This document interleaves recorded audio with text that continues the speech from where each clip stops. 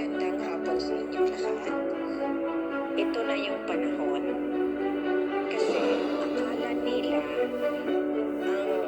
ang power, otoridad ng Security and Exchange Commission ay mataas at iyan ang ginamit ng lahat ng mga Maharlika associations, Maharlika organizations, lahat iyan ipinansangga iyan sa katotohanan.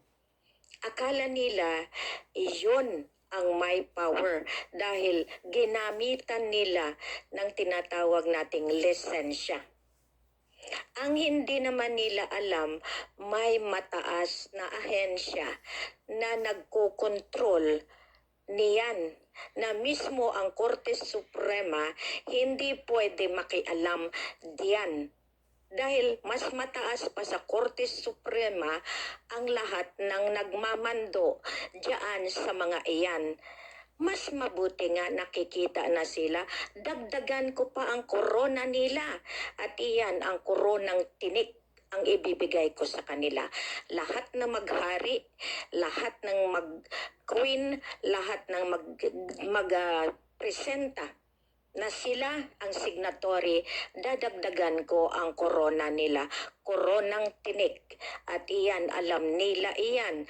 Pag yan na ang lumabas, alam din nila ang hudyat ng tinatawag ng pagbigay ng parusa.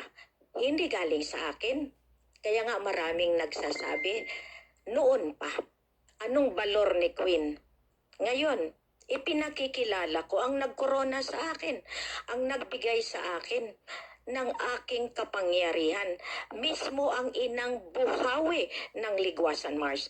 Si Ina Pindalidayan na yan mismo ang asawa ni Sultan Pandala Pasandalan, ang tatay ni Sultan Kelly Kayulawan Pandala Pasandalan. Kaya nga, sasabi sila na silang may karapatan sa ligwasan. Ayan ang parusa na isa. Binaha kayo, inanod kayo, lahat yan ng parusa dadanasin. Mismo ang ating tinawag na caretaker government na siyang unang nagparusa sa atin. Kaya ay binabalik ko lang ang dusa, ang parusa sa pinakapuno na yan mismo ang tinuringan na pangalan na dapat yan ang nag-redeem sa kahihiyan ng Marcos na tumayo sa ngalan ni Apolacay. Diba kahihiyan niya? Pareho silang kakalad ka rin. Ang hindi nila alam ang totoo, ni minsan hindi kinaladkad, kusang umaalis para pagbibigyan sana sila. Pero ngayon hindi na pwede. Ang totoo ang siyang mananalo.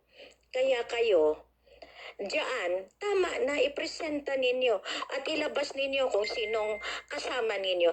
Mismo ang Hollywood nagsalita na kung sino kayo, kung sino yung mga taong binabayaran sa Beverly Hills, mismo yung mga nagpipresenta. Alam niyo yung kinukuha ninyong kayamanan? At yung mga nagfi-finance sa inyo? Pasalamat kayo. Dahil ginamitan ninyo ng lisensya ninyo, paano ang kahihiyan ninyo? Bawi na po lahat ang lisensya ninyo. Ngayon, saan kayo magre-reyna? Na mismo ang tinutuntungan ninyo na bawi? Saan kayo uupo? Saan kayo tatayo? Saan kayo magmamayor?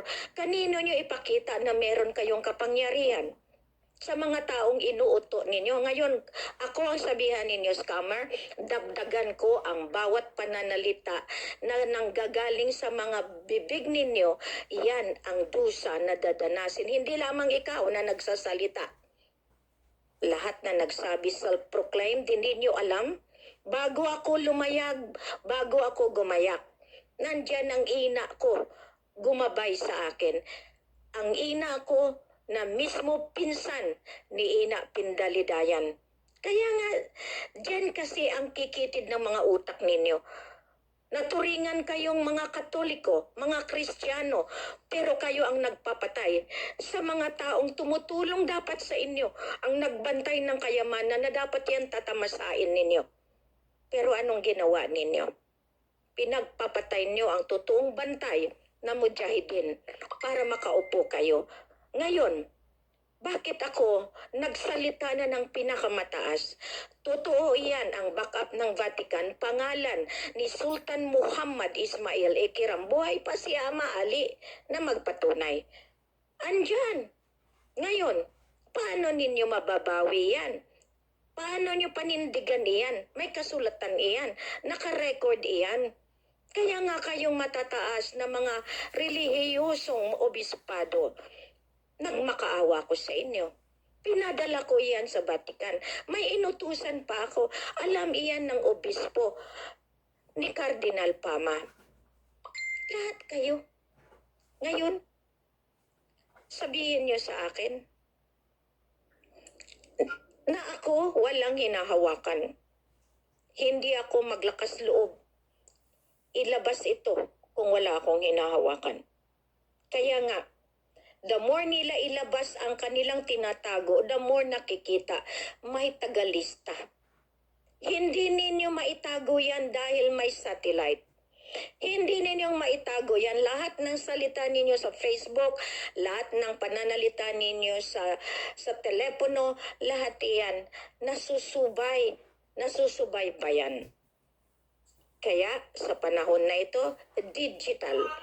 Kaya nga matindi yung nagsabi na mag-ingat. Siya ang mag-ingat. Kilala niya ako. Kilala ako ni Benny. Kung sino siya. Ngayon, titingnan natin, susubayin natin. Kasi walang nakakalusot sa mata ng Diyos Ama, ng Allah. Sige pa. Tuloy-tuloy lang ang ligaya ninyo. Tuloy-tuloy lang dahil ang sumpa dadanasin ninyo sa ikapitong henerasyon ng inyong mga anak sa anak. Yan ang dusa, yan ang parusa, yan ang ibinigay na kaparusahan ng mahal na ina ng kalikasan. Maraming salamat. Masalam.